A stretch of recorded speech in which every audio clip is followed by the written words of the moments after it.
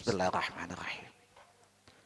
Assalamualaikum warahmatullahi wabarakatuh. Innal hamdalillah nahmaduhu wa nasta'inuhu wa nastaghfiruh wa na'udzu billahi min syururi anfusina wa min sayyiati a'malina. Man yahdihillahu fala mudhillalah wa man yudlil fala hadiyalah. Asyhadu an la ilaha illallah wahdahu la syarikalah wa asyhadu anna Muhammadan abduhu wa rasuluh. Allahumma salli wa sallim wa barik ala Muhammad wa ala ali Muhammad kama sallaita wa kama barakta ala Ibrahim wa ala ali Ibrahim innaka Hamidum Majid. Ya ayyuhalladzina amanu taqullaha haqqa tuqatih wa la tamutunna illa wa antum muslimun. Ya ayyuhan nasu taqu rabbakum alladhi khalaqakum min nafsi wahidah wa khalaqa minha zawjaha wa batha minhuma rijalan katsiran wa nisaa wattaqullaha alladhi tasaaluna bihi wal arham innallaha kana 'alaikum raqiba.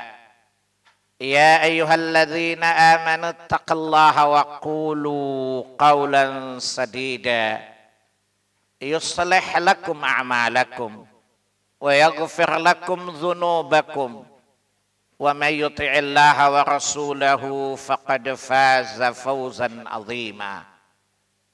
Amma ba'd, fa inna asdaqal hadithi kitabullah wa khairal hadi hadi Muhammadin sallallahu alaihi wasallam wa syarral umuri muhdatsatuha wa kullu muhdatsatin bid'ah wa kullu bid'atin dhalalah wa kullu dhalalatin finnar. Ibu-ibu dan bapak-bapak sekalian, ikhwatul iman, a'azzani Allah wa iyyakum wa rahimani Allah wa iyyakum. Alhamdulillah, segala puji bagi Allah Subhanahu wa taala atas berbagai nikmat yang telah Allah karuniakan kepada kita. Tiga catatan penting yang wajib kita imani berkaitan dengan nikmat Allah. Yang pertama, apapun nikmat, besar atau kecilnya, datangnya dari Allah. Bukan disebabkan oleh kecerdasan atau kemampuan skill kita.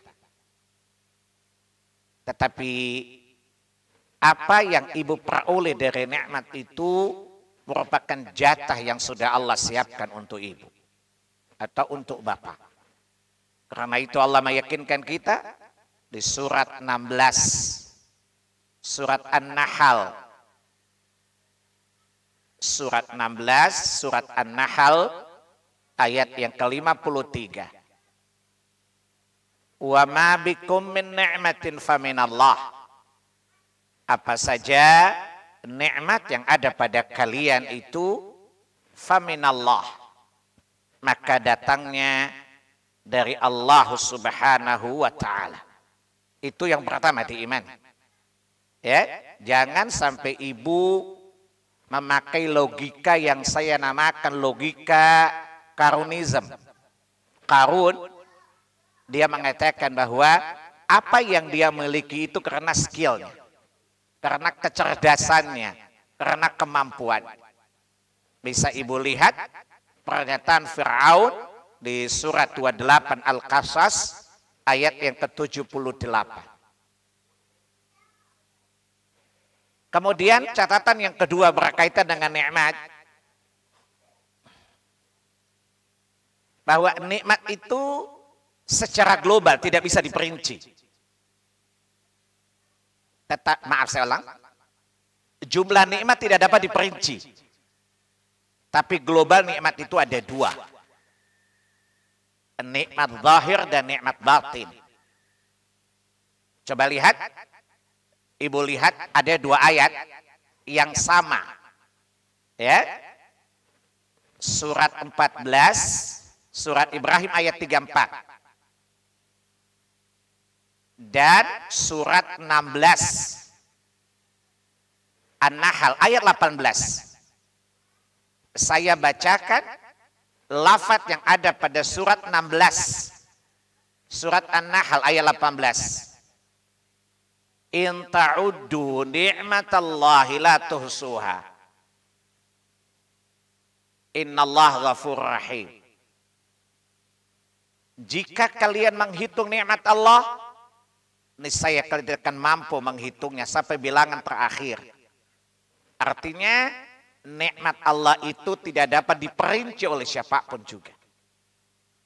Maka Allah bilang la tuhsuha.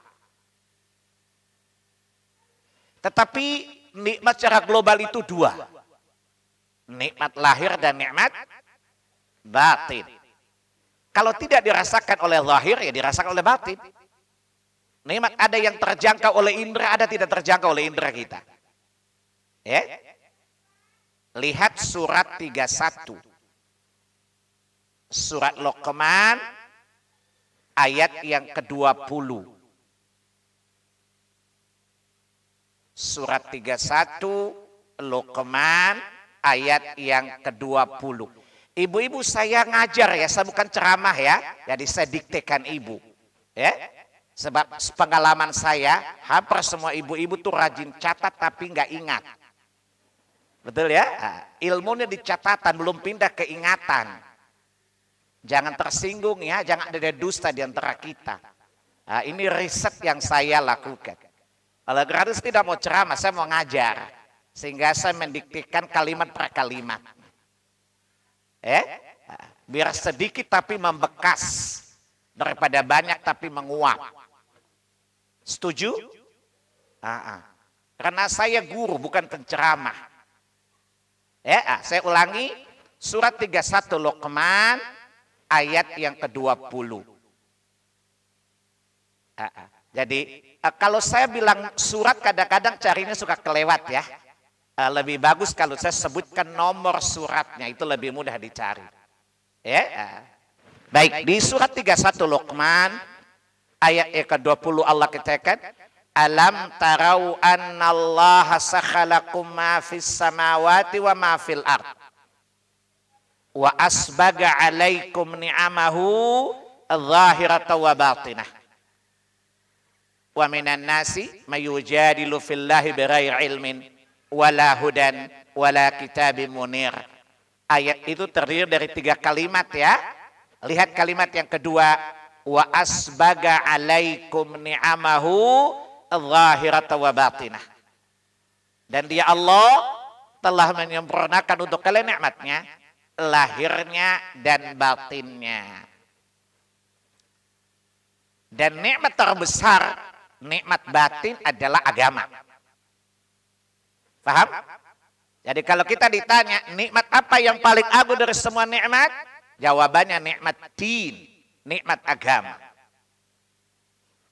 Apa hujahnya, apa dalilnya?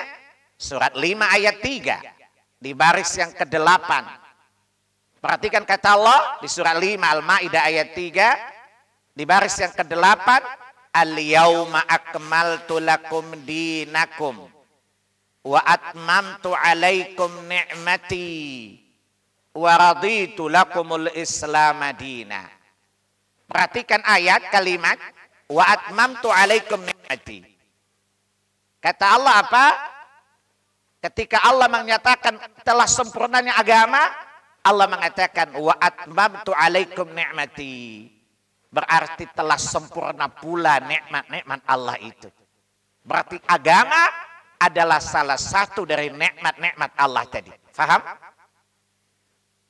Dan agama adalah seutama-utama nikmat. Kenapa dikatakan seutama-utama nikmat? Karena itu yang selalu kita mohonkan kepada Allah di salat kita. Ya, ihdinas siratal, tunjukilah kami jalan yang lurus. Kalau ibu ditanya sama anak-anak, ibu sering ditanya nggak sama anak-anak? Jarang ditanya sih kayaknya, karena anak-anak tahu ibunya biasa-biasa saja. Kedua, anaknya sudah belajar di ma'had, jadi nggak perlu nanya sama mamanya, ya, sama uminya. Ya, kalau kita ditanya apa maksud sirat al-mustaqim, jawaban yang komplit dan umum itu din. Jadi lihat penjelasan, Allah jelaskan bahwa jalan yang lurus itu agama yang lurus. Jadi surat 1 ayat 6 Al-Fatihah, bukan? Penjelasannya di surat 6 ayat 161. Ya, surat 1 ayat 6 penjelasannya ada pada surat 6 ayat 161. Surat Al-An'am. Qul innani hadani rabbi ila siratim mustaqim dinan qiyam millata Ibrahim hanif wa ma kana minal musyrikin. Katakanlah Muhammad, sesungguhnya Rabbku Allah Subhanahu wa taala telah menunjukkan aku jalan yang lurus, yaitu agama yang lurus, agama bapakku Ibrahim. Jelas, Bu? Dan Islam itulah jalan yang lurus. Ya, lihat juga surat 6. Surat Al-An'am ayat 125 dan 126. Agama yang lurus itu apa? Islam. Surat 6 Al-An'am 125 dan 126. Faman yuridillahu ayyahdiyahu yashrah sadrahu lil Islam. Wa may yurid ayyudillahu yaj'al sadrahu dayqan haraja ka'annama yas'adu fis sama ila akhir ayah. Barang siapa yang Allah menghendaki dia mendapatkan petunjuk kepada jalan yang lurus, maka Allah akan melapangkan dadanya untuk menerima Islam. Dan siapa yang Allah biarkan dia sesat, maka Allah biarkan dadanya sesak lagi sempit untuk menerima Islam, seakan dia menanjak ke langit tanpa penyangga sama sekali. Sebuah kemustahilan. Dan di ayat 126-nya Allah katakan, wa hadza siratu rabbika mustaqima. Jadi jalan yang lurus agama yang lurus, dan agama lurus Islam. Jelas anak-anak? Kan saya masih guru. Ibu kan murid. Deal? Baik, jelas ya? Kembali lagi. Kenapa agama itu nikmat? Karena kita katakan di surat 1 ayat 7. Siratal ladzina an'amta alaihim. Yaitu jalan orang-orang yang telah engkau beri nikmat. Berarti tidak ada kenikmatan lebih agung daripada hidayah dan Islam, kan? Maka sebaik-baik nikmat adalah Islam. Maka jagalah keislamanmu, karena itulah kemuliaanmu di hadapan Rabbmu.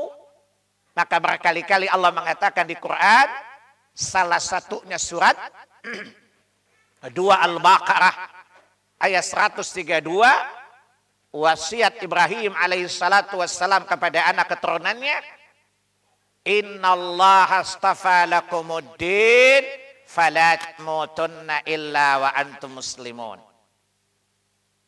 Sungguh Allah telah memilih untukmu agama. Agama Islam tadi, maka jangan engkau mati kecuali sebagai seorang muslim. Dan Islam menjadi musuh sebuah nikmat yang paling agung. Karena itulah jalan orang-orang Allah bernikmat tadi. Itu catatan yang kedua, nikmat batinnya itu. Yang ketiga perlu diingat, semua nikmat itu akan Allah mintai pertanggungjawabannya. Jadi tidak gratis. Presiden kasih anggaran saja, Menteri harus bertanggung jawab pada negaranya. Harus diaudit pula. Ya. Jangan kira nikmat yang kita gunakan tidak diminta pertanggung jawab, dimintai pertanggung jawabannya. Maka siapkan jawabanmu ketika kelak Allah tanya, bagaimana kamu menggunakan nikmat itu. Lihat surat 102. Surat At-Takatsur. Ayat yang terakhir, ayat yang ke-8. Tsumma latus'alunna yauma idzin 'anin na'im. Kemudian pada hari itu dari kiamat, kalian akan Allah tanyai tentang nikmat-nikmat itu. Jelas? Jadi ibu silakan manfaatin saja. Tapi jangan lupa bahwa ibu, bapak kita semua akan dimintai pertanggungjawaban oleh Allah. Akan diaudit. Ya? Dan jangan lupa bahwa segala sesuatunya meninggalkan jejak digital di sisi Allah Tabaraka wa Ta'ala. Ya? Segala yang terjadi dalam kehidupan ini tidak menguap, tidak hilang. Semuanya meninggalkan jejak digital. Bukankah Allah katakan di Quran surat 50, contoh satu aspek saja, ucapan kita tidak menguap. Di surat Qaf, surat 50 ayat 18, apa kata Allah? Ma yalfidhu min qawlin illa ladaihi raqibun atid. Tidaklah sebuah ucapan yang terlontar, melainkan pasti ada malaikat pencatat. Maka gunakanlah sosial media baik-baik. Secara digital ibu bisa hilangkan jejaknya, tapi tidak bisa dihilangkan jejaknya di sisi Allah Tabaraka wa Ta'ala. Ya, ma yalfidhu min qawlin illa ladaihi raqibun atid.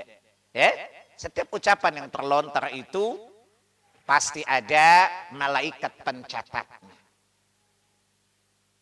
Maka kita bersyukur jadi muslim dan muslimah. Saya di setiap instansi pemerintah selalu bilang Pancasila harga mati, tapi tidak dibawa mati. Ya, yang dibawa mati keislaman kita. Karena kata Allah tadi apa? Wala tamutunna illa wa antum muslimun. Ada seorang menteri ketawa terbahak-bahak ketika saya cerita sama dia. Ketika malakul maut datang, dia nggak lihat Anda itu Pancasila, Pancasilais. Yang dilihat Anda muslim atau kafir. Kalau kafir dicekek batang leher lo. Saya bilang kepada Pak Menteri, coba Bapak baca surat 8 ayat 50. Walau tara yatawaffal ladzina kafaru. Alangkah ngerinya seandainya engkau melihat malaikat mematikan orang-orang kafir, ya, dipukul punggungnya, ditinju wajahnya, serta dikatakan rasakan olehmu azab neraka ini. Baik ibu-ibu sekalian, itulah beberapa catatan berkaitan dengan nikmat. Ya, pertama, nikmat itu dari Allah. Jadi kalau ibu-ibu diwawancarai, jangan ibu-ibu sok belagu ya. Saya dapat gini, ibu kalau bicarakan mulutnya rada-rada gimana gitu. Ini kan karena saya kerja keras, apa kata iblis? Apa kata iblis? Lanjutkan, bersama kita bisa go to hell gitu loh.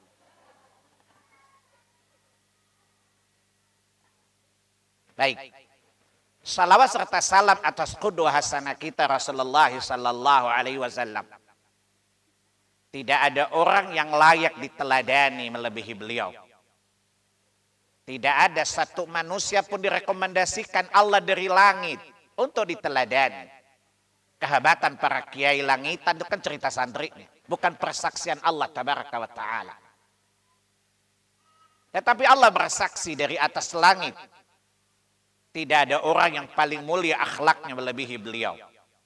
Ya, surat 68, surat Al-Qalam ayat 4 Allah katakan. Wa innaka la'ala khuluqin azim. Sesungguhnya engkau Muhammad ala khuluqin azim, di atas akhlak yang agung. Bukan akhlak di atas, akhlak yang paling agung. Jelas? Maka tanamkan pada anak-anak kita idola terbaik Rasulullah SAW. Ya, tidak cacat moral, tidak cacat intelektual.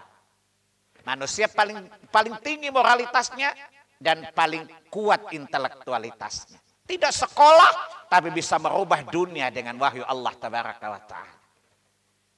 Maka tanamkan pada anak-anak kita menjadikan Nabi sebagai idolanya. Bukan bapaknya. Bapak-bapak di mention gak layak jadi idola. Jujur saja. Bapak-bapak gak usah tersinggung. Ya, masih jauh dari idola semestinya. Ya, adapun Nabi kita Muhammad SAW adalah idola. Karena kata Allah di surat 33 Al-Ahzab ayat 21. Laqad kana lakum fi rasulillahi uswatun hasanah. Ya, sungguh pada diri Rasulullah itu teladan yang baik untuk kalian. Ini rekomendasi Allah Rabbuna. Ya, rekomendasi Allah kita. Ya, saya katakan tidak cacat moral dan tidak cacat intelektual. Manusia mulia karena dua kan. Pertama, kemampuan intelektualnya, tingkat kecerdasannya. Yang kedua, moralitasnya. Miskin tapi intelek, miskin tapi bermoral, itu lebih mulia daripada kaya tapi IQ-nya cetek. Jelas? Kaya tapi moralnya rendah. Dan Nabi kita tidak ada yang menyaingi dari aspek moralnya maupun aspek intelektualnya. Ibu-ibu sekalian rahimanallah, dan ketahuilah bahwa Nabi itu seorang pendidik. Kalau ibu-ibu ditanya, apa dasar hukum Nabi itu seorang pendidik? Jawabannya surat 2 Al-Baqarah ayat 151. Ya, surat 2 Al-Baqarah ayat 151. Kama arsalna fikum rasulam minkum yaslu alaikum ayatina wa yuzakkikum wa yuallimukumul kitaba wal hikmata wa yuallimukum ma lam takunu ta'lamun. Pendidikan itu apa, Bu? Pendidikan suatu proses di mana orang dirubah intelektual, moralnya dari buruk menjadi baik, dari bodoh menjadi cerdas. Itulah konsep pendidikan. Apa tujuan pendidikan? Merubah orang dari bermoral rendah menjadi moral baik. Pada kalimat apa? Wa yuzakkikum. Tazkiyah, tasfiyah. Nabi datang untuk apa? Mensucikan kita dari moral rendah kepada moral yang tinggi. Ya, faham? Dari akhlak yang buruk kepada akhlak yang baik. Yang kedua apa? Merubah intelektual kita. Wa yu'allimukumul kitaba wal hikmata wa yu'allimukum ma lam takunu ta'lamun. Dan dia mengajarkan. Namanya mengajar apa? Agar sesuatu ditangkap oleh nalar. Faham? Dan mengajar itu berkaitan dengan kemampuan intelektual. Dari tidak tahu menjadi tahu. Maka kata Allah apa? Wa yu'allimukum ma lam takunu ta'lamun. Dan dia mengajarkan kepada kalian apa-apa yang tidak kalian ketahui sebelumnya. Berarti yang namanya pengajaran itu supaya merubah dari tidak tahu jadi tahu. Paham? Adapun pendidikan, tarbiyah itu adalah dari buruk menjadi baik. Dan pendidikan Islam, pendidikan yang paling syumuliyah, paling komprehensif. Ya, kalau kita lihat pengajaran sekuler itu lebih banyak pada intelektual saja. Jadi ibu kalau punya anak cerdas tapi tidak salih, apa bedanya sama setan? Ibu ini juga cerdas kan? Dia berani bantah Tuhan, bantah Allah. Sebaliknya, anaknya saleh tapi nggak cerdas, apa bedanya sama keledai? Keledai santun nggak? Tapi dibodohi orang. Paham? Maka yang kita butuhkan dua. Ya, salih agamanya dan cerdas intelektualnya. Dan itu menjadi konsen tarbiyah dalam seluruh keluarga kita. Dan ibu itu adalah murabbiyah utamanya. Ibu itu adalah pendidik pertama dan utamanya. Kalau ibu ditanya, ya, kenapa ibu-ibu itu adalah pendidik pertama dan utama? Jawabannya, ibu lihat dalam Sahih Bukhari, Kitabun Nikah, bab wanita yang layak untuk dinikahi. Apa kata Nabi? Salah satu hadis dan dua hadis. Apa kata Nabi? Ad-dunya mata wa khairul mata al-maratus salihah. Dunia itu hiasan dan sebaik-baik hiasan adalah wanita yang salihah. Berarti Allah katakan apa? Saya tanya sama antum, apa itu dunia? Isi dunia termasuk AWW kan? AWW itu isi dunia bukan? Ibu-ibu itu orang Sunda ya. Orang Sunda kalau perempuan itu naon atuh AWW-nya. Jadi kalau saya tambahin laki-laki awowo. Perempuan itu AWW. Ibu-ibu itu bagian dari isi dunia. Surat 3 Ali Imran ayat 14 bukan? Apa kata Allah di surat 3 Ali Imran ayat 13? Zuyina linnasi hubbus syahwati minan nisa'i wal banin wal qanatiril muqantarati minadh dhahabi wal fiddah wal khailil musawwamati wal an'ami wal harth. Kata Allah, dzalika mata'ul hayatid dunya. Berarti isi dunia isinya adalah AWW. Paham antum? Dan kata Nabi apa? Hiasan dunia terbaik adalah wanita yang salihah. Maksudnya apa? Yang menentukan baik buruknya peradaban di dunia adalah wanita. Jelas bu? Laki-laki liar menjadi baik karena wanita. Surat 30 ayat 21. Kata Allah, balitaskunu ilaiha, agar laki-laki merasa tenang di sisimu, kata Allah. Berarti ibu itu lemah, bukan ibu lemah loh, ibu itu lemah lembut. Jadi jangan merasa lemah. Faham antum? Ibu saya marah kalau dibilang wanita makhluk lemah. Ibu saya suka nantang bapak-bapak di Ambon. Karena ibu saya hafal Al-Quran. Ibu saya keturunan Cina. Makanya saya lumayan ganteng karena ibu saya keturunan Cina. Kalau dibilang gini, wanita itu lemah. Ibu saya nanya sama laki-lakinya itu. Mana dalilnya? Allah bilang, wa khuliqal insanu dha'ifa. Allah menciptakan manusia lemah. Nggak bilang perempuan lemah. Paham? Kalau yang lemah bukan hanya perempuan, laki-laki juga lemah. Kan kata Allah di surat An-Nisa, kata ibu saya. Wa khuliqal insanu dha'ifa. Dan manusia diciptakan dalam keadaan lemah. Yang lemah bukan cuma kami, you juga lemah. Yang kami bukan lemah, tapi yang paling tepat lemah lembut. Karena kelemah lembutan, Allah katakan, litaskunu ilaiha. Agar kalian para laki-laki merasa tenang di sisinya. Dan ibu saya mengatakan, tidak ada wanita yang menjadi supporting terbaik untuk menenangkan suami, kecuali wanita yang punya dua tadi. Punya tingkat etika moralitas yang baik, dan intelektualitas yang baik. Tentu menurut kadar agama, bukan intelektual duniawi, bahwa Allah tidak mengampunimu gratis. Allah tidak merahmatimu gratis. Tapi Allah menjadikan baktimu, didikanmu kepada anak wasilah agar Allah mengampunimu. Bukankah anak mengatakan kama rabbayani shaghira? Sebagaimana dikarenakan mereka mendidikku, bukan? Artinya kata ibu saya, Allah tidak akan merahmatimu atau membalas kadar rahmatmu dengan kadar pendidikan yang kau berikan kepadanya. Karena apa? Al jaza'u bil jinsil amal. Balasan tergantung dengan amal. Semakin bagus kamu mendidik, maka semakin bagus balasan yang Allah berikan untuk. Semakin serius engkau mendidik, semakin serius pula rahmat Allah yang Allah berikan untukmu. Maka digunakan kama rabbayani shaghira. Ibu-ibu ketika mendengar doa ini, wow anak gue doain gue. Tapi ibu lupa ya, kalau anak-anak menjadikan amalan ibu wasilah untuk diampuni, bukan? Faham? Artinya ibu didik dulu baru rahmat itu datang, bukan? Ibu mendidik dulu baru ampunan itu datang, bukan? Berarti Apa dari doa tadi?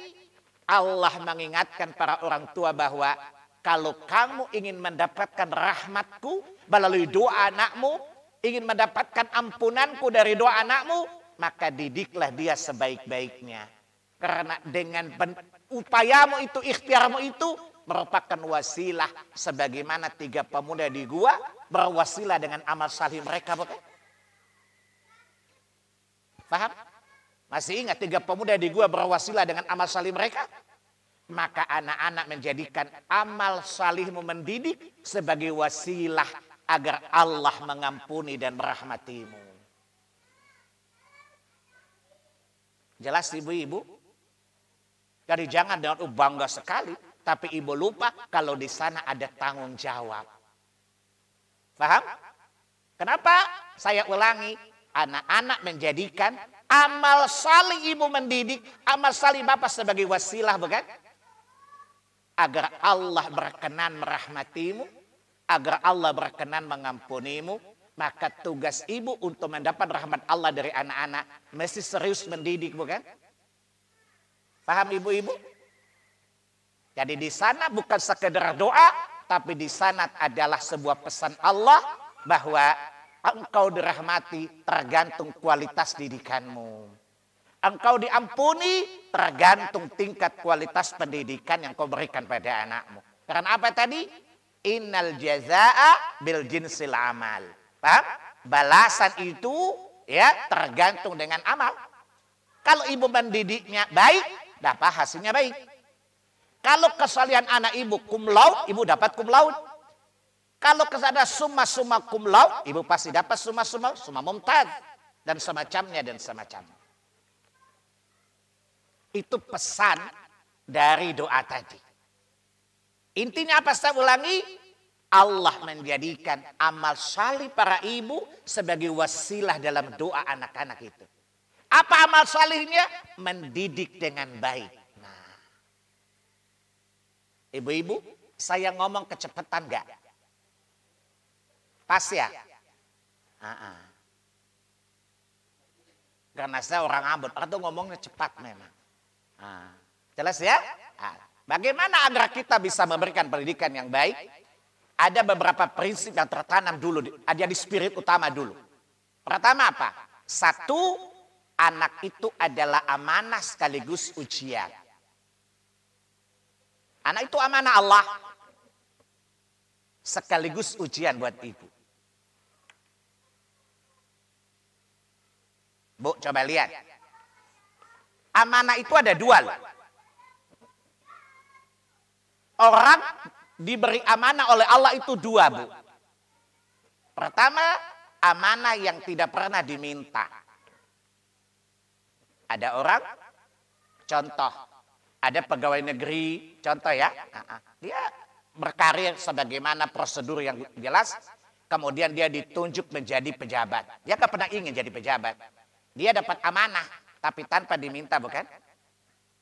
Yang kedua, ada orang yang minta jabatan, minta amanah. Jelas? Saya tanya sama ibu.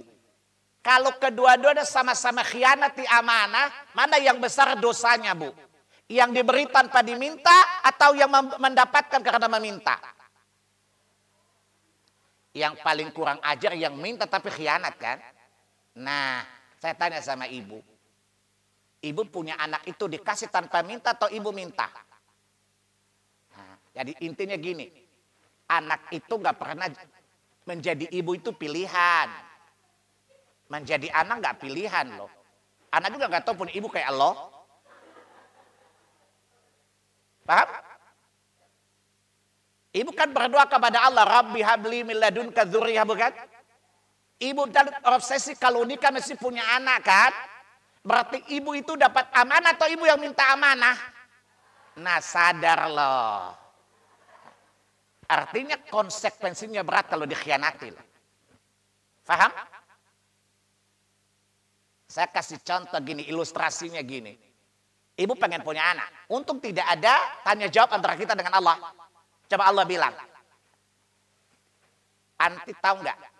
Punya anak itu resikonya berat. Saya yakin ibu ini pasti ngotot loh. Gak apa-apa Tuhan, gue siap punya anak Tuhan. Ini kan bukan ngotot. Betul Bu?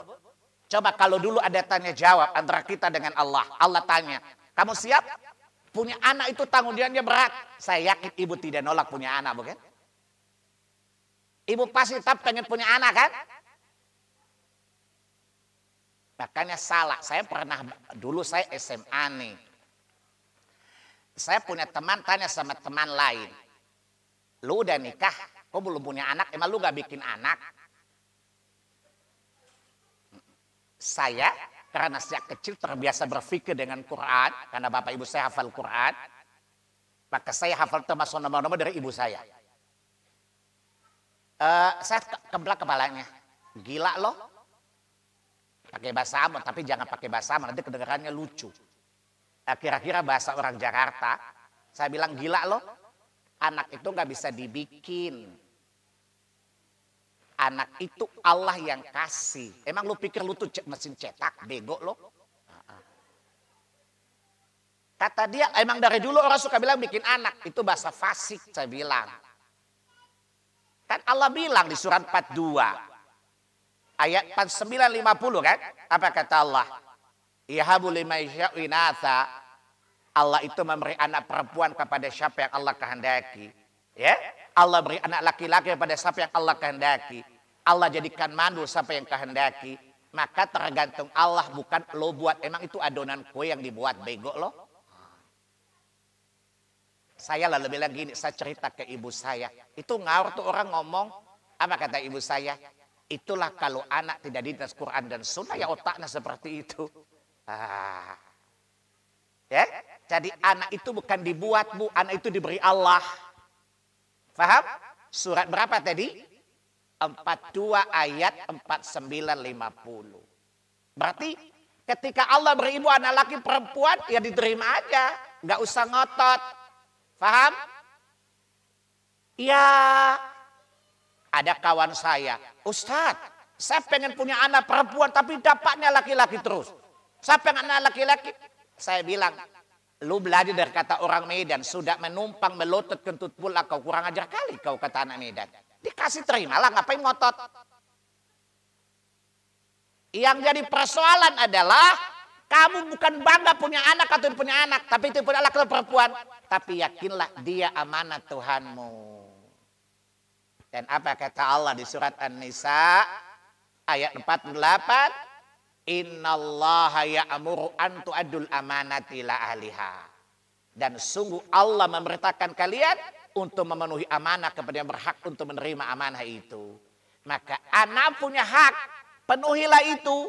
Karena Allah akan mintai pertanggungjawaban atas amanahnya itu. Jelas Bu? Dikasih perempuan gak usah udah dikasih juga, mendingan dikasih, gak dikasih mengkerut ya. Nanti kalau tidak dikasih, Tuhan, ya, ibu-ibu kan bukan Nabi bukan Nabi Zakaria. Aku tidak pernah bosan berdoa kepadamu Tuhan. Kalau ibu-ibu dimentionkan lain, Tuhan tegaknya. Aku udah berdoa, tapi tidak dikabulkan olehmu Tuhan. Betul? Kita bukan Nabi Zakaria. Yang berkata, ya Allah aku berdoa dari muda sampai beruban, tapi aku tidak putus asa berdoa kepadamu ya Allah. Kalau kita apa? Gimana Bu? Udah doa sih. Pakai bangkrut, udah doa sih. Tapi ya tahu deh gitu ya. Bersangka buruk pada Allah. Nggak dikasih mangkerut. Dikasih laki-laki mangkerut juga. Kira-kira malaikat tanya, maunya lo apa sih? Ya, nggak dikasih ngomel. Dikasih laki ngomel, dikasih perempuan ngomel. Itu bodoh namanya. Persoalannya adalah utama. Ketika tidak dikasih, berarti Allah sayang sama Anda, tidak diberi beban. Paham? Ketika diberi, jangan ipuria karena di pundamu ada beban. Dan semua pemberian tidak gratis. Bukankah Allah katakan, "Tsumma latus'alunna yauma idzin 'anin na'im"? Anak itu nikmat bukan? Anak itu nikmat bukan? Dan nikmat akan dipertanggungjawabkan. Menunjukkan sebuah nikmat itu amanah. Dan setiap amanah akan Allah mintai pertanggungjawabannya. Maka yakin apa? Anak itu amanah. Jadi nggak gratis. Orang yang amanah itu pasti takut dong mengkhianati Allah. Ketika setiap orang mukmin menyadari bahwa itulah amanah, maka dia teringat firman Allah Subhanahu wa taala di surat berapa? 8 ayat 27. Surat Al-Anfal. Ya ayyuhalladzina amanu la takhunullaha wa rasulah wa takhunu amanatikum. Wahai orang beriman, janganlah kalian mengkhianati Allah. Janganlah kalian mengkhianati Rasul. Dan jangan kalian mengkhianati amanah-amanah yang diamanahkan kepada kalian. Anak sebuah amanah. Amanah dari Allah, bukan sekadar amanah suami. Faham? Amanah bagi bapak ibunya. Dan setiap amanah jangan sampai dikhianati oleh Allah, oleh manusia itu. Sampai dikhianati berarti kita dicatat Allah sebagai munafik. Karena Imam Bukhari dalam kitab Al-Iman bab ayatul munafiq, tanda-tanda munafik, an Abi Hurairah radhiyallahu anhu qala Rasulullah sallallahu alaihi wasallam ayatul munafiqina thalath. Ya. Tanda-tanda munafik ada 3. Salah satunya apa? Idza tumina khana. Jika diberi amanah, dia khianat. Dan tidak amanah yang paling real melebihi amanah anak yang Allah berikan kepada kedua orang tua. Ini prinsip pertama yang mesti diimani. Maka gunakanlah, maka manfaatkan anak-anakmu untuk meraih firdaus. Karena salah satu orang yang akan masuk firdaus, kriteria yang ke-6 adalah menunaikan amanah. Surat 23. Surat Al-Mu'minun ayat 9 dan 10. Jelas, Bu? Orang yang akan masuk firdaus siapa? Orang yang menepati amanah, menepati janjinya, dan juga menunaikan amanah yang Allah amanahkan kepadanya. Berarti ibu-ibu, salah satu jalan meraih surga itu dengan menepati amanah, bukan? Ya? Ayat 8 dan 9 tadi. Berarti ayat 8. Walladzina hum li amanatim ahdihim ra'un. Mereka yang akan menempati surga firdaus adalah mereka yang memenuhi menepati amanah yang diamanahkan Allah kepadanya. Berarti konkretnya, jika Anda sukses mendidik anakmu, maka firdaus menantimu karena Anda tercatat sebagai orang yang menepati amanah yang Allah amanahkan kepadanya. Menunaikan amanah yang Allah amanahkan kepadanya. Ini prinsip pertama. Kalau orang merasa amanah Allah, coba lihat. Ibu kalau jadi ketua RT, dititipi BLT, amanah enggak? Dan ibu tahu bahwa bakal diaudit oleh KPK, kira-kira ibu takut enggak? Hah? Takut gak, Bu? Lah bagaimana Allah yang audit, bagaimana ibu gak takut? Kalau gak takut namanya bunek, ibu nekat namanya. Kalau membantah namanya buset, ibu setan namanya. Paham Bapak Ibu? Sebuah amanah yang Allah amanahkan. Bahkan amanah itu ditolak oleh gunung. Ditolak oleh gunung-gunung. Bukan apa kata Allah di surat 33 ayat 72? Al-Azab. Allah nawarkan amanah kepada gunung, menolak bukan? Padahal ibu lihat, daya tahan gunung lebih kuat daripada ibu bukan? Allah tawarkan kepada langit, langit juga menolak. Kepada bumi, bumi menolak. Padahal mereka adalah makhluk raksasa bukan? Tetapi enggan menerima amanah. Dan Allah tawarkan kepada ibu, dan ibu siap menerimanya. Tapi Allah bilang, innal insana la zalumun majhul. Bodoh. Kenapa? Udah tahu itu adalah kebaikan tapi disia-siakan. Udah tahu amanah tapi dikhianati. Kezaliman bukan? Maka itu catatan pertama. Prinsip yang dipegang bahwa anak itu dikasih Allah bukan karena bapaknya perkasa. Bahwa bapak tuh bibit unggul. Ibu itu tanah yang subur. Enggak lah. Berapa banyak orang yang punya hormon bagus juga gak punya anak. Paham? Dan Allah gak mungkin salah kasih kayak pemerintah kasih BLT keles. Paham? Gak mungkin lah. Paham? Jadi ibu perhatikan. Kalau anakmu nakal, ya sabar. Saya kasih contoh nih. Kami tuh berdelapan kakak adik. Satu paling cerewet, Bu. Suka nanya ini, nanya itu. Suka protes pula. Orang-orang nanya sama ibu saya. Orang Ambon manggil guru itu tuan guru ya. Tuan guru nggak pusing punya anak seperti itu. Saya aja pusing Pak kalau ditanya sama dia. Apa kata ibu saya? Saya nggak pernah saya tidak membayangkan punya anak seperti itu. Tapi Allah mentakdirkan dia anak saya dan nggak mungkin Allah membawa dia di luar kemampuan saya. Paham? Nggak mungkin Allah kasih anak seperti itu. Karena apa kata Allah? La yukallifullahu nafsan illa wus'aha. Apa kata ibu saya kepada temannya sesama dosen? Tidak mungkin Allah bebani saya tanpa aku diberi kekuatan terlebih dahulu. Tidak mungkin Allah beri saya beban tanpa tidak melebihi kemampuanku. Itu makna dari la yukallifullahu nafsan illa wus'aha. Apa kata ibu saya kepada teman dosennya?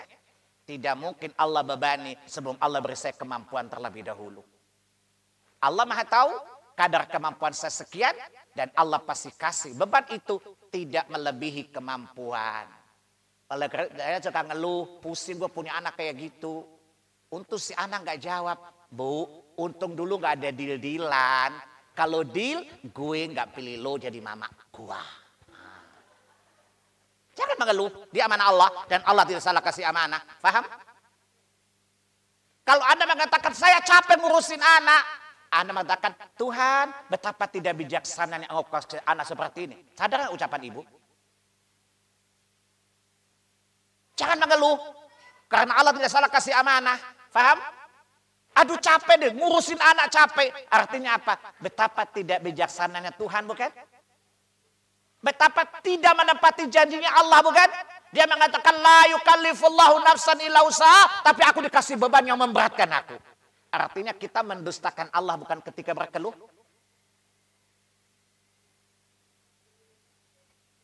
Paham ibu-ibu? Sebuah keluhan yang tidak kita sadari, di sana ada tanda kita memprotes Allah tabaraka wa ta'ala. Maka ridhalah. Sebagaimana Anda mengatakan raditu billahi rabba. Aku ridha Allah sebagai Rabbku, maka itu rububiyah Allah tabaraka memberi anak. Paham ibu? Salah satu rububiyah Allah mencipta bukan? Dia menciptakan Anda, menciptakan anak Anda, pasti matching, gak mungkin salah. Karena Allah dalam rububiyahnya menciptakan berdasarkan ilmu dan juga kebijaksanaan Allah nggak mungkin. Apa kata Allah di Quran? Ya, wa ma rabbuka bidzallami lil abid, dan Rabbmu tidak pernah menzalimi hamba-hambanya. Paham ibu-ibu? Di akhir surat 41, surat Fussilat ayat 46, Allah katakan apa? Wa ma rabbuka bidzallami lil abid, dan Rabbmu sekali-kali tidak menzalimi hamba-hambanya. Maka tidak mungkin Allah berikan anak ibu dengan berbeda karakter satu dengan yang lain, tapi Allah tidak tahu kalau ibu tidak punya kemampuan. Mustahil bagi Allah bukan? Paham ibu-ibu? Paham? Di surat 88 Al-Anfal ayat 51 Allah katakan apa? Wa annallaha laisa bidzallami lil abid, dan sungguh Allah tidak pernah menzalimi hamba-hambanya. Maka ketahuilah ibu, setiap anak Allah berikan dengan berbeda karakter adalah sebuah amanah dan Allah tidak mungkin salah kasih anak. Paham? Maka jangan mengeluh. Ketika Anda mengeluh, Anda tidak sadar kalau Anda telah membatalkan keridhaan Anda kepada takdir Allah. Paham? Ketika Anda mengeluh, pertanda Anda tidak apa? Tidak meyakini keadilan rububiyah Allah tabaraka wa ta'ala. Paham anak-anak? Paham? Itu prinsip pertama. Yakinlah itu amanah Allah.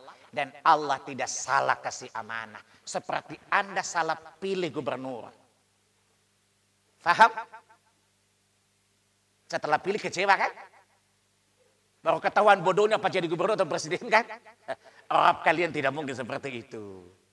Paham? Makanya Allah tidak suruh ibu pilih anak. Lama prosesnya. Dan pasti salah. Kalau saya kan salafi, ibu salafi, salah pilih. Jadi kalau orang Ustadz saya punya suami gini-gini, ya Allah saya udah hijrah begini-begini, tapi suami saya susah. Ya, namanya ibu salafi, salah pilih laki. Kalau saya kan salafi, kalau ibu salafi pakai P, artinya salah pilih laki. Kalau bapak-bapak mengeluh, Ustadz Masya Allah, bini anak susah diperbaiki, antum salafi, salah pilih bini, saya bilang. Tapi gak usah ganti, gak usah nambah lahan, perbaiki saja, renovasi itu bangunan. Anak pengen nikah lagi Ustadz, Masya Allah yang satu aja gak beres, tambah lagi beban lo, gila lo saya bilang.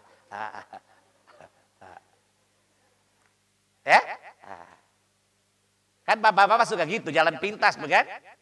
Suka ngeluh sama saya, Ustadz Masya Allah, bini antum, saya susah sekali gajah dia kepada kebaikan. Udah berapa tahun kamu menikah, mulai hijrah? 2 tahun ini, 2 tahun. Jadi dia berapa tahun? 2 tahun, baru 2 tahun. Nabi Nuh ratusan tahun juga nggak jenuh. Nggak nambah bini itu Nabi Nuh. Ya sabar aja di situ. Jadi nggak jadi nikah, nggak usah itu jihad. Berapa jadi ya? 1 tahun kemudian datang, subhanallah Ustadz. Kesabaranku berbuah hasil, istriku sekarang sudah sunnah. Bagus, daripada you nikah lagi tambah beban, nanti kena stroke lo di akhirat. Kata bapak-bapak di Manset, tutuplah peluang itu. Jelas Bu? Ngapain nambah beban? Saya yang pintar aja takut nikah, you yang bodoh-bodoh berani nikah loh saya bilang. Jelas? Jadi perbaiki saja lahan. Namanya sudah salah pilih. Diperbaiki aja, renovasi saja pelan-pelan. Ya nggak usah ganti lahan, repot, apalagi nambah. Maksudnya tidak mungkin Allah salah memberi, bukan? Tidak. Kalau Anda repot dengan bini yang Anda pilihlah, gitu kan? Ya, artinya di sana ada ruang pilihan. Tapi punya anak kan tidak ada ruang pilihan kan Bu? Anak ibu modelnya gini dengan beban mentalnya seperti ini, punya kelebihan Quran, itu kan Allah yang takdirkan. Itu amanah dan sekali lagi Allah tidak mungkin salah beri amanah. Maka terima dengan ikhlas sebagaimana dikatakan raditu billahi rabba. Aku ridha Allah sebagai Rabbku, aku ridha rububiyahnya. Salah satu rububiyahnya, dia berikan aku anak begini dan begitu.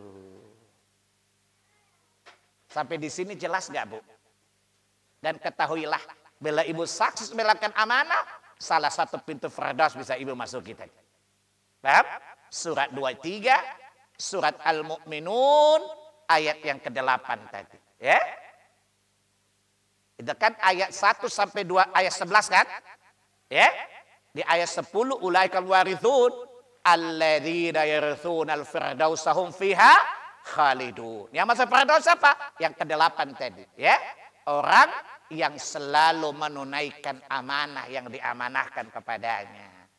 Bu, ketika anak berulah, saya punya cerita agak lucu.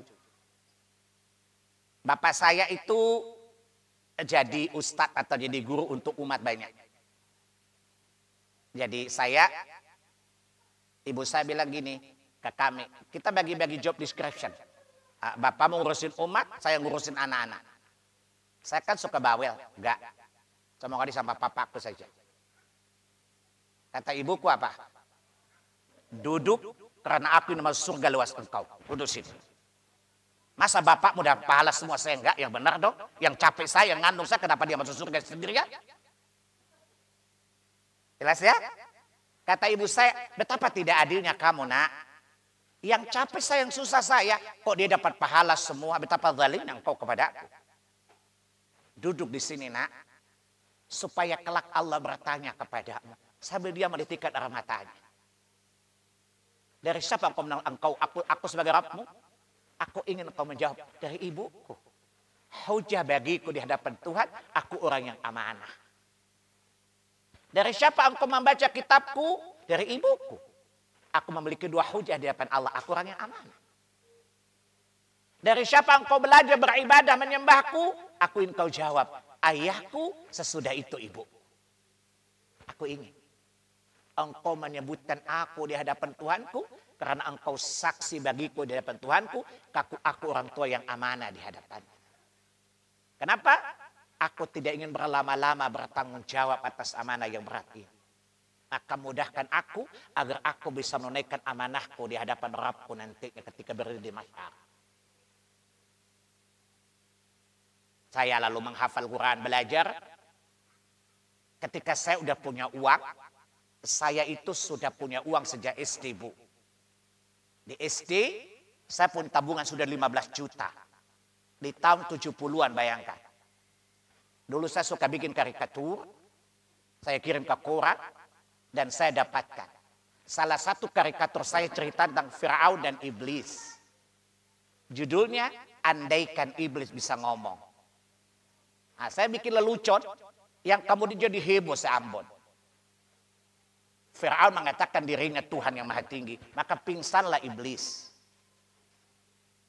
Iblis pingsan, maka kagetlah Firaun. Apa kata? Lis bangun, lu kan bos gue. Kalau pingsan gimana urusannya? Dengan bahasa anak-anak, Iblis kemudian siuman, lalu Firaun bertanya, Lis, bagaimana you bisa pingsan? Apa kata Iblis? Yang nyesatin kamu itu saya loh. Tapi sejahat-jahatnya saya mengaku Allah penciptaku. Kamu ngaku diri Tuhan, gimana gue gak kaget? Ini anak buah tapi kurang ajarnya melebihi bosnya. Orang-orang kafir di Ambon mengasak. Ini cerita ilmiah sekali anak kecil. Dan aku dapat bayaran yang banyak sekali. Itu awal saya bikin komik lah kira-kira begitu. Ya, karikatur. Yang ceritanya sentilan-sentilan ilmiah gitu ya. Andaikan Iblis bisa ngomong. Ya. Apa kata Iblis? Saya ini yang nyesatin kamu. Tapi saya berkata kepada Allah, khalaqtani min nar. Engkau menciptakan aku dari api. Sejahat-jahatnya saya lebih jahat daripada engkau Firaun. Tapi saya mengaku Allah adalah Rabbku dan tidak mengaku diriku Tuhan. Lu anak buah tapi melonjak kurang ajar luar biasa. Gitu. Lalu orang-orang Kristen pun tercengang dengan cerita saya. Dan saya dapat bayaran yang banyak sekali. Begitu awal saya punya tabungan. Lalu saya suka membelikan hadiah buat ibu saya. Saya suka mendesain baju. Membeli bahan yang bagus, kemudian saya buatkan ibu saya baju. Karena ibu saya tukang jahit, punya butik. Saya bilang, Mam, saya mau buatkan baju. Ya, saya sudah beli bahannya. Tapi apa kata ibuku? Tutupilah aurat di hari kiamat dengan hafalan Quranmu, nak. Permudah aku ketika Allah tanya agar aku bisa menjawab. Maka dululah majelisku agar aku mendidikmu. Itu pakaian terindah bagiku dari kiamat nanti. Ya? Gak usah capek-capek berikan aku baju karena aku bisa menjahitnya sendiri. Tapi buatkan aku sebuah pakaian di akhirat, nak. Dengan kesalihanmu, wahai anak. Agar aku tertutup aibku di hadapan Allah dengan kesalihan.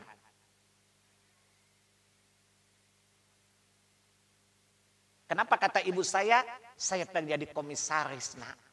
Saya tidak pengen jadi direktur. Maksudnya, kan saya punya anak 8. Kalau kalian 5 saja saleh, aku komisaris yang paling kaya. Kata ibu saya, bukankah Rabb melalui lisan Nabi mengatakan, man dalla ala huda? Siapa memberi petunjuk kepada kebenaran, dia mendapatkan pahala sebanyak orang yang mengikutinya, bukan? Maka Allah bertanya di surah 9 tadi, wa man aufa bi ahdihi minallah? Siapakah lebih mendapatkan daripada Allah? Maka Bu, perhatikan. Ibu-ibu suka nanya sama saya. Pak, saya di rumah pusing, Pak. Suami berulah, diajak ke sunnah susah. Anak-anak juga susah. Saya capek, Pak. Gak usah capek, Bu. Yang cari laki juga ibu kan, bukan saya. Yang pengen punya anak kan ibu, kenapa merasa capek? Udah tahu punya anak capek, kenapa pengen punya anak? Itu satu, Bu. Kalau ibu berada pada kondisi sulit semacam itu, dua-dua sama amanah sih. Suami itu amanah buat ibu, begitu juga dengan anak. Tetapi ibu fokus aja ke anak itu kan aset. Suami itu mitra. Kalau suami ibu gak hijrah, Allah tanya, gampang jawabannya. Kenapa suamimu tidak nyunah? Jawab aja, tanya bapak ibunya, saya ketemu kan udah tumbuh jenggotnya. Jawabannya lebih mudah, Bu. Ibu tinggal oper tanya orang tuanya, karena saya ketemu udah kayak begitu. Tapi Allah tanya, kenapa anakmu tidak islami? Kenapa anakmu tidak sunnah? Ibu jawab, tanya pembantu, dicekik batang leher ibu. Artinya apa? Tanggung jawab ibu ke suami berat, tapi lebih berat anak, bukan? Ibu masih punya hujah untuk melaut, membantah kalau suami tidak saleh. Tapi demi Allah ibu nggak punya hujah kalau anak tidak saleh. Paham ibu-ibu? Paham? Jadi kalau suami macam-macam jawab aja. Nggak masalah, tuh tanggung jawab lo kan mama nyokap lo. Bokap lo. Paham? Tapi ini anak saya. Paham? Toh saya meninggal kamu nikah lagi nggak ingat sama saya lagi. Belum tentu mendoakan saya bukan? Tapi anakmu lah yang bisa menjadi asetmu nanti pada hari kiamat. Itulah pentingnya amanah. Sehingga dengannya Allah menjadikan dia wasilah mengantarmu kepada Firdaus tadi. Jelas? Itulah konsep pertama mendidik keyakinan bahwa dia adalah amanah Allah. Dan jangan sia-siakan amanah itu. Faham anak-anak? Jelas persoalan pertama? Jadi jangan mengeluh. Faham? Gak usah berkeluh kesah. Ya? Berkeluh kepada Allah, iya. Ya Allah, tidak ada yang aku keluhkan kepadamu kecuali aku minta satu, ya Allah. Engkau telah beri aku amanah, berikan aku kekuatan untuk bisa menjalankan amanah itu, ya Allah. Dan beri aku kekuatan untuk tidak mengeluh kepada selain Engkau, ya Allah. Karena iya kan nasta'in, hanya kepadamu, ya Allah, aku minta pertolongan. Karena engkau mentakdirkan permasalahan, tapi engkau tidak punya masalah. Maka engkau ya Allah menyelesaikan masalah tanpa masalah. Jangan tanya suami dia banyak masalah. Betul bu? Bahkan dia tidak mampu menyelesaikan masalahnya sendiri. Dan saya korbannya bu. Saya suka tanya. Ada orang mengeluh pada saya tentang suami istri. Saya bilang, kenapa pada saat bersalah baru datang? Saya suka guyon gini, ibu ketika memiliki harta yang banyak, ibu kemana ingat saya bagi-bagi uang suami kan ke saya. Ibu ingat saya pas punya masalah kan, ibu ingat saya pas susahnya kan, betapa tidak bijaknya ibu ini. Jelas ibu ya? Jadi pertama diimani bahwa anak itu amanah ya. Dan amanah itu tidak seperti apa? Allah tidak mungkin salah kasih amanah, itu satu. Yang kedua, amanah itu mesti ditunaikan. Tadi dalilnya. Paham? Yang ketiga, jangan mengeluh karena Allah tidak mungkin salah kasih amanah. Paham? Yang keempat, siapa menunaikan amanah, Firdaus jaminannya tadi. Jelas? Dan yakinlah, yakinkan dirimu, motivasi dirimu, bahwa lewat anak-anakmu salah satu wasilah, salah satu tariqah menuju Firdaus jannahnya Allah tabaraka wa ta'ala. Ayat yang ke-8 tadi. Walladzina hum li amanatihim ra'un. Itu orang-orang yang selalu menunaikan amanah yang Allah amanahkan. Amanah apa saja? Faham? Itu bagian pertama. Yang kedua, bu, prinsip yang kedua. Yang kasih amanah itu suami atau Allah? Maka yang kedua, mendidik anak-anak itu sesuai dengan keinginan yang memberi amanah.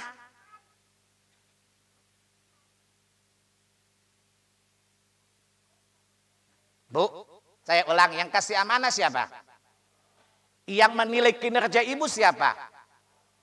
Yang memintai pertanggungjawaban siapa? Yang akan memberikan balasan siapa? Masa ibu pakai standar orang bule untuk mendidik anak ibu? Yang jelas dong bu. Faham? Maka mendidik anak itu mengikuti keinginan sang pemberi amanah tadi. Saya kasih contoh konkretnya bu. Ibu punya anak baik nggak? Pengen punya anak baik nggak? Pertanyaannya, baik menurut standar siapa? Ya standar Allah lah. Faham? Pertanyaannya gini, kenapa kita mendidik anak sesuai dengan maunya Allah? Kenapa? Karena yang kasih amanah Allah. Dan memberi ujian Allah bukan? Bukankah Allah katakan di Quran surat 67 ayat 2, alladzi khalaqal mauta wal hayata liyabluwakum ayyukum ahsanu amala wa huwal azizul ghafur. Dia Allah yang telah menciptakan kematian kehidupan agar dia menguji kalian siapa yang paling baik amalnya. Berarti siapa sang pengujinya? Yang memberi balasan, yang menilai siapa? Yang memberi balasan siapa? Ya ikut yang saya tanya, ibu kalau ikut sebuah lomba, Ibu aturan panitia dan yuri atau tetangga sebelah. Itu aturan yuri kan? Paham ibu-ibu? Maka didiklah anakmu. Satukan harapanmu dengan harapan sang pencipta anak itu. Jangan ibu pakai metode sukoi, suka-suka oi. Jangan. Ya terserah gua lah. Ini anak gua, suka-suka gue. Apa kata iblis? Gak boleh. Paham? Yang menguji kita Allah. Ya? Yang meminta pertanggungjawaban Allah. Yang menilai Anda baik atau burukan Allah. Maka kinerja kita mendidik anak, prosesnya mengikuti proses Allah dong, masa proses kita. Anak belajar di Mutis, ngikutin sekolah SMA negeri yang gak lulus, tahu aturannya beda. Paham bu? Maka didiklah anakmu sesuai dengan satukan, cocokkan keinginanmu terhadap anakmu sebagaimana yang diinginkan Allah terhadap hambanya. Ibu lihat dalam kalimat Quran ada kata taraji, la'alla bukan? La'allakum turhamun, betul? La'allakum tuflihun, la'allakum tattaqun. Itulah harapan Allah, tarajinya Allah tabaraka wa ta'ala. Faham? Maka keinginan kita dakwah anak kita cocokkan dengan keinginan Allah terhadap hamba-hambanya.